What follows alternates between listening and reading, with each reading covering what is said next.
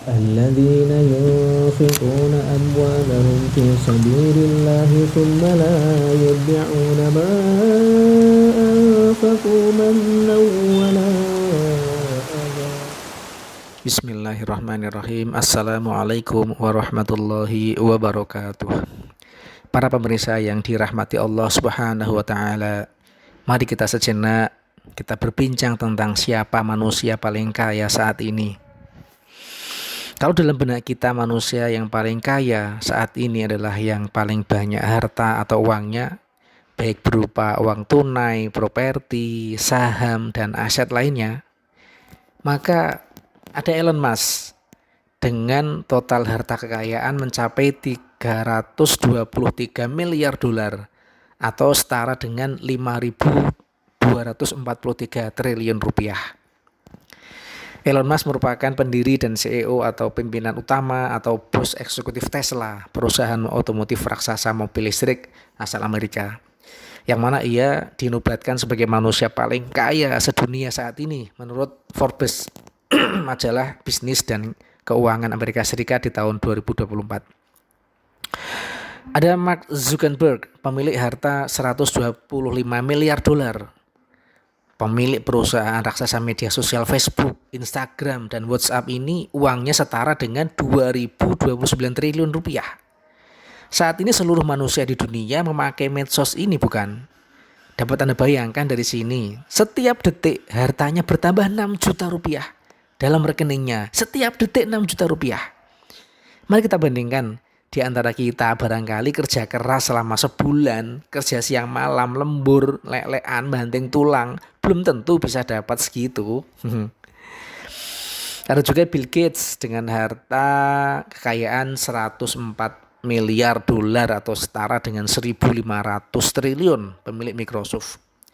Ada juga sederetan pengusaha kaya raya yang dikenal dengan 9 naga, pengusaha terbesar di Indonesia, pemilik Jarum Group, Lion Group, Lipo Group, Salim Group, Mayapada Group, Arta Graha Group, Asta Group, yang menguasai perekonomian di Indonesia.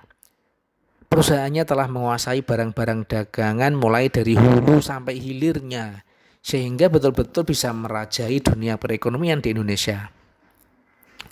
Para pemirsa yang dirahmati Allah SWT, ketahuilah bahwa kekayaan yang sebenarnya bukanlah dilihat dari berapa banyaknya jumlah hartanya, berapa banyak cuannya, berapa banyak mobilnya, berapa banyak rumahnya, berapa banyak tanahnya. Sebagaimana sabda Rasulullah Muhammad SAW, "Laisal ghina an kathratil ard, walakinal ghina ghinan nafsi." Kaya itu tidaklah diukur dari banyaknya harta, namun kaya yang sebenarnya adalah kayanya jiwa. Hadis riwayat Bukhari Muslim. Dalam hadis yang lain juga disebutkan, qala li Rasulullah sallallahu alaihi wasallam, "Ya Abu Dzar, atara kathratul mal wal ghina?" Qultu na'am. Qala wa tarul qillatul mal wal faqr? Qultu na'am ya Rasulullah. Qala innamal ghina ghinal qalbi wal faqru faqrul qalbi. Rasulullah SAW bersabda padaku, "Wahai Abu Dzar, apakah engkau menyangka bahwa banyaknya harta itulah yang disebut kaya?" "Betul," jawab Abu Dzar. Beliau bertanya lagi, "Apakah engkau menyangka bahwa sedikitnya harta itu berarti fakir?" "Betul." Abu Dzar menjawab dengan jawaban yang serupa. Lantas beliau pun bersabda, "Sesungguhnya yang dinamakan kaya adalah kayanya hati, sedangkan yang dikatakan fakir adalah fakirnya hati." Hadis riwayat Ibnu Hibban.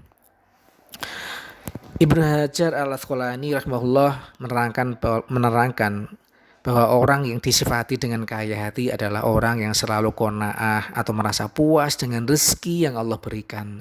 Ia tidak begitu tamak untuk menambahnya tanpa ada kebutuhan. Ia pun tidak seperti orang yang tidak pernah letih untuk mencarinya. Ia tidak meminta-minta dengan bersumpah untuk menambah hartanya. Bahkan yang terjadi padanya ialah ia selalu ridho dengan pembagian Allah yang maha adil padanya. Orang inilah yang seakan-akan kaya selama-lamanya. Oleh karena itu, kekayaan senyatanya adalah hati yang selalu merasa cukup dengan apa yang Allah beri. Itulah yang namanya qanaah, itulah yang disebut dengan kaya yang sebenarnya. Sedangkan orang yang disifati dengan miskin hati adalah kebalikan dari orang pertama tadi. Orang seperti ini tidak pernah qanaah, tidak pernah merasa puas terhadap apa yang diberi. Bahkan dia terus berusaha keras untuk menambah dan terus menambah dengan cara apapun, entah caranya halal ataupun haram. Jika ia tidak menggapainya apa yang ia cari, ia pun merasa amat sedih. Dialah seakan-akan orang yang fakir, yang miskin harta karena ia tidak pernah merasa puas dengan apa yang telah diberi. Orang inilah orang yang tidak kaya pada hakikatnya. Para pemirsa yang dirahmati Allah, mari kita perhatikan betapa banyak orang dengan harta melimpah, tapi ia malah tidak bisa bahagia. Hidupnya selalu susah, tiap hari selalu disibukkan dengan pekerjaannya, penuh rasa capek, penat. Belum lagi kalau dia menderita penyakit gula, hipertensi atau yang lainnya.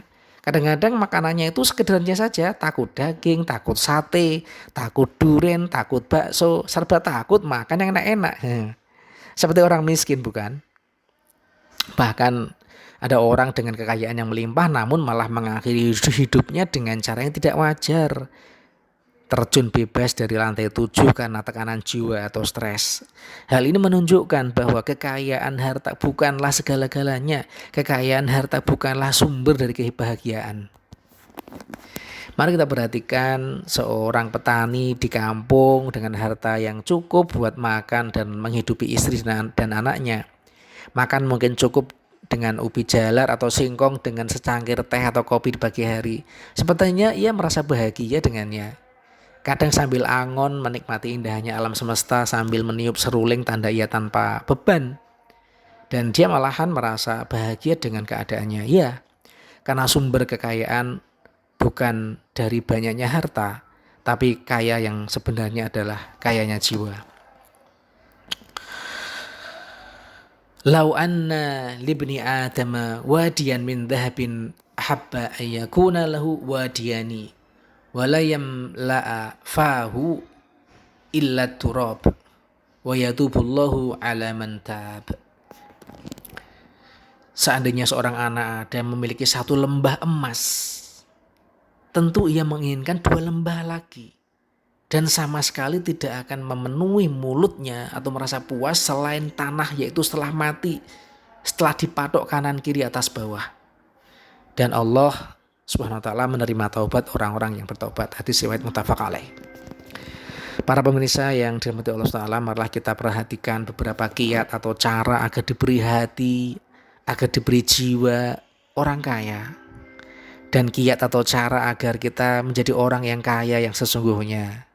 Yang pertama, perbanyaklah doa yang diajarkan baginda Nabi Muhammad SAW agar senantiasa diberikan kecukupan dan kekayaan. yakni Allahumma inni as'alukal huda wat tuqa wal afaf wal ghina. Ya Allah, aku meminta kepadamu petunjuk, ketakwaan, dan diberikan sifat afaf dan kaya. Hadis riwayat Muslim. Yang kedua, mari kita lihat ke bawah dalam urusan dunia dan memandang ke atas dalam urusan akhirat. Dari Abu Hurairah, Rasulullah SAW bersabda, "Ungzuru ila man huwa asfala minkum wa la tangzuru ila man huwa fawqakum." Pandanglah orang yang berada di bawahmu dalam masalah harta dunia, dan janganlah engkau pandang orang yang berada di atasmu dalam masalah ini. Hadis Bukhari Muslim. Dan Al-Hasan Al-Basri mengatakan, "Idza ra'aitar rajula yunafisuka fid dunya fanafishu fil akhirah." Apabila engkau melihat seseorang mengunggulimu dalam masalah dunia, maka unggulilah dia dalam masalah akhirat. Yang ketiga, senantiasa bersyukur atas segala nikmat yang Allah berikan, sehingga akan memunculkan sifat qanaah terhadap segala pemberian Allah SWT. Para pemirsa yang dirahmati Allah SWT, bukan berarti kita tidak boleh memperbanyak harta, bukan berarti kita tidak boleh kaya raya, bukan berarti kita tidak boleh menjadi orang yang sukses. Tentu saja dianjurkan, tentu saja diharapkan, dan itu baik. Kita bisa bersedekah dengannya, kita bisa memberi manfaat pada umat dengannya. Namun jadikanlah dunia di tangan saja, jangan di hati, sehingga tidak akan melalaikan akhirat. Sebagaimana nasihat Al-Imam Asy-Syafi'i rahimahullah, Jadikanlah akhirat di hatimu, dunia di tanganmu, dan kematian di pelupuk matamu. Para pemirsa yang mudah-mudahan dirahmati Allah Taala, Rasulullah bersabda, al-mu'minu al-qawiyyu khairum wa habbu ilallahi minal mu'mini dhaif. Rasulullah SAW bersabda, mukmin yang kuat lebih baik dan lebih dicintai Allah daripada mukmin yang lemah. Hadis riwayat Muslim. Juga Rasulullah bersabda, al-yadul ulya khairum minal yadis sufla wal yadul ulya al-munfiqatu was sufla as-sailatu. Tangan yang di atas lebih baik daripada tangan yang di bawah. Tangan di atas adalah tangan yang memberi, sementara tangan yang di bawah adalah tangan yang meminta. Hadis riwayat Muslim. Demikianlah para pemirsa yang dirahmati Allah SWT. Mudah-mudahan Allah SWT senantiasa memberikan kepada kita semua harta kekayaan yang sesungguhnya. Mudah-mudahan video ini bermanfaat. Amin ya rabbal alamin. Wassalamualaikum warahmatullahi wabarakatuh. قول معروف ومغفرة خير من صدقة يتبعها أذى والله غني حليم